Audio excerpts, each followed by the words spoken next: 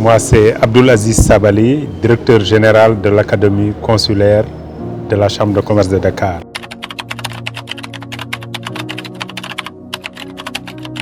La Chambre de commerce a décidé en 2023 de mettre en place une société de gestion de ces écoles. Donc c'est ainsi que nous avons reçu instruction de travailler dans la perspective de la création de la société Académie consulaire SA, qui a un capital de 10 millions, entièrement détenu par la Chambre de commerce.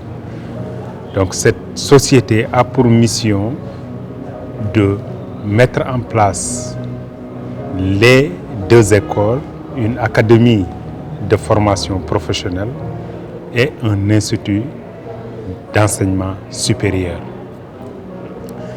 Donc c'est les mutations qui sont intervenues pour pouvoir aller chercher les accréditations nécessaires pour l'ANAQ-Sup et l'enseignement professionnel. Donc ce qu'il faut dire depuis 1924 que l'école est là, elle n'a délivré que des diplômes d'école. Donc il fallait aujourd'hui entrer dans les perspectives d'accréditation de l'enseignement supérieur et également de la formation professionnelle.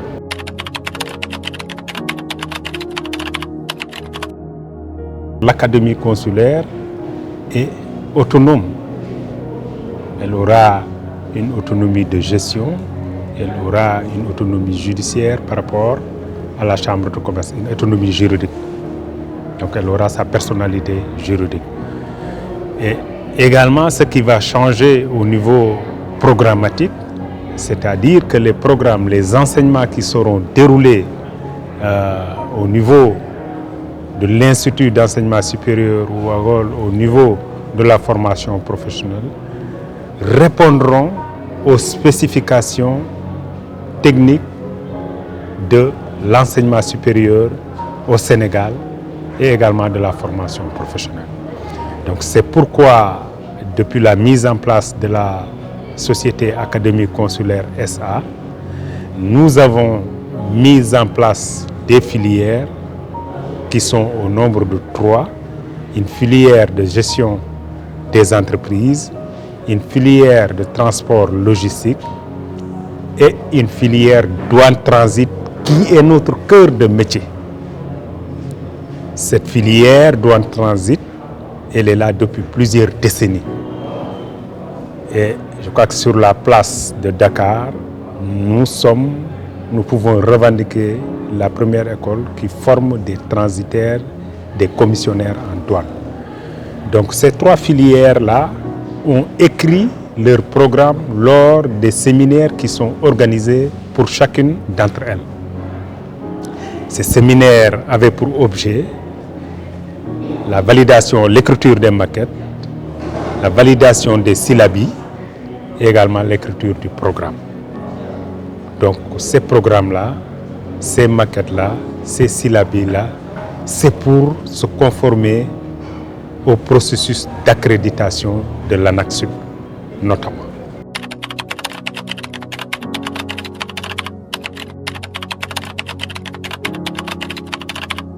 Aujourd'hui, c'est bien de former les jeunes, mais c'est mieux qu'ils trouvent un emploi ou alors qu'ils s'auto-emploient. Donc c'est pourquoi dans les orientations que nous avons reçues du président du conseil d'administration, en l'occurrence le président Abdoulaye Sow, c'est de mettre en place des enseignements qui permettraient aux jeunes que nous formons à la sortie de pouvoir créer leur entreprise. Parce que, à côté, nous allons travailler en collaboration avec la Chambre de commerce, d'industrie et d'agriculture pour pouvoir développer justement l'aspect entrepreneurial auprès des jeunes.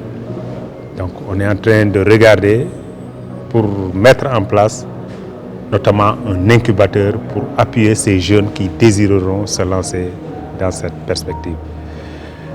Ce sera un axe très important pour nous parce que, comme je l'ai dit tantôt, la responsabilité de la Chambre de commerce, c'est de développer l'initiative privée et donc il voudra bien que son école aille dans cette dynamique-là. L'autre volet, c'est d'accompagner les jeunes auprès des entreprises pour pouvoir obtenir des stages, pour pouvoir produire des rapports à la fin de leur formation. Nous mettons en place des formations pratiques, professionnelles, pas que de la théorie. Il faudrait que les jeunes aillent en entreprise pour expérimenter les savoirs, les compétences qu'on leur a données au niveau de l'école.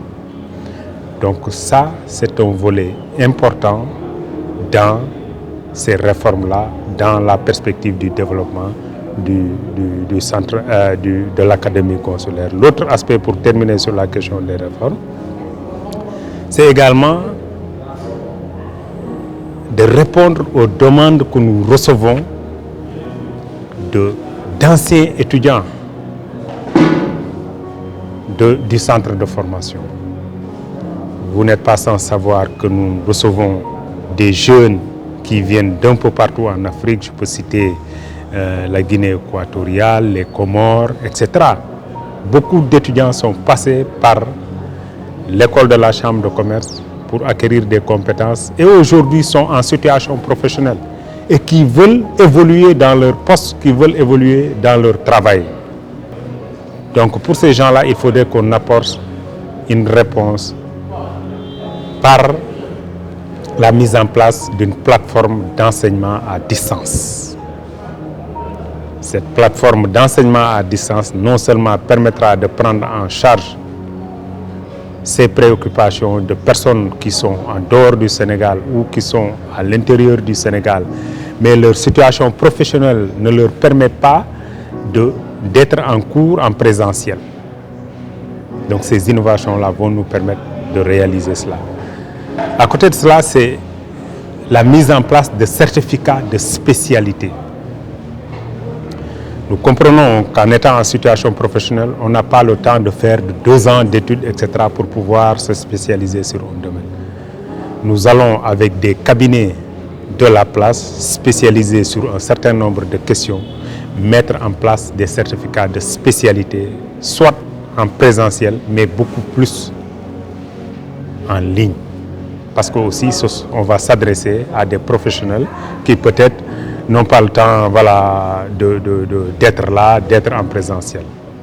Ça, c'est les innovations. La troisième innovation, nous avons aujourd'hui beaucoup de compétences dans divers domaines qui aujourd'hui forment les jeunes à des formations diplômantes. Nous avons convenu avec eux de mettre en place des formations à la carte.